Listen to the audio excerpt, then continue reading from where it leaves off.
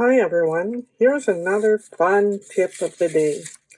You can get these prayer papers from Chinatown, and they're wonderful ways to add gold to your project.